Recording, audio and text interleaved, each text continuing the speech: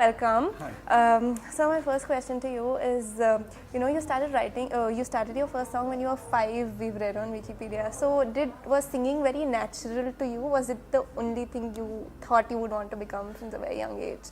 You know, I started music at the age of 5. Okay.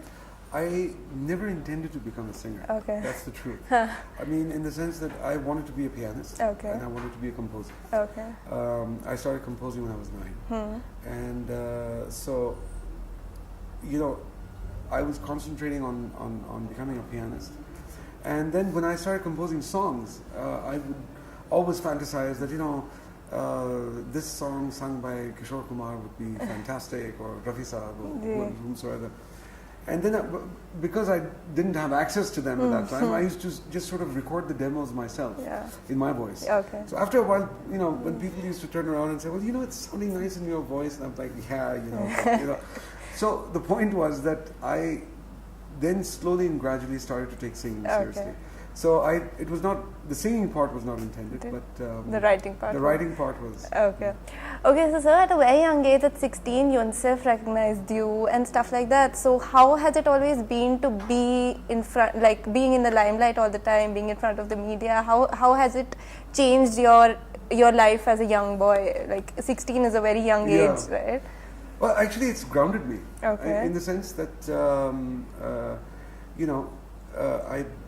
I take everything with a tremendous amount of calm. Okay. Yeah. In the sense that, having this life with a tremendous amount of exposure has also taught me a lot. Okay. I've been exposed to a lot. Yeah. And I've had, because of the kind of profession I have, I've had the good opportunity to meet a lot of great people and have access to such great people, and in turn learn from so many great people. So it's been a great journey, and it's something that I wouldn't probably never want to switch for anything. Yeah. Okay.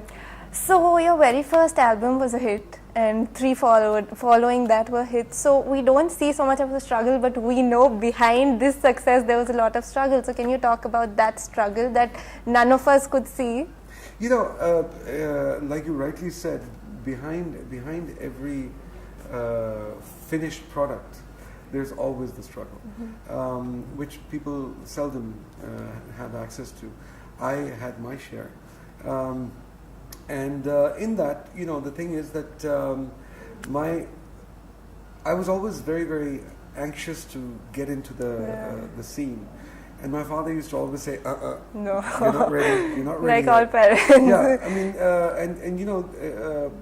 mean, I come from a completely non-musical family. Yeah. So they were like, okay, we will support you in everything, but you better get yourself a solid education. Yeah. So I studied in England. I did my O-levels, A-levels. I did my bachelor's, and then I did my LLB. Then I did my bar. Oh my God! And so after that, I became a lawyer.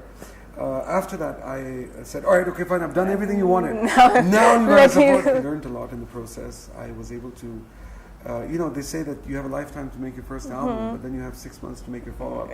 So I had enough time to train myself. Okay. And of course, training is something that is always an ongoing thing. Yeah. You keep learning, you keep educating yourself. So I feel great about it. So it's all good. Okay. So one of these leading newspapers, Times of India, recognizes you as the most successful non-filmy singer. So, I mean, does it feel extremely special? Because, honestly, we don't see too many people who don't sing in movies that become such big stars. And I remember listening to Mujhko Tu Lift Kara De since a very young age.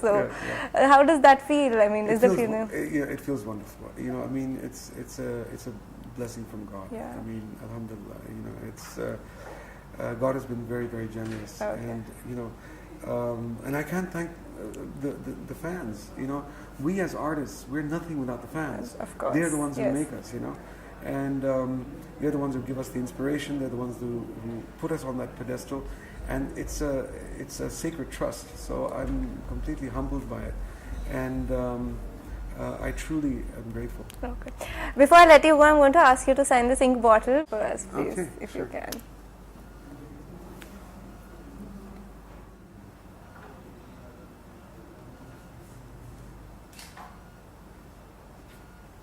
Thank you so much, Adnan. Thank you. Thank you for watching. Stay tuned to www.intochange.com.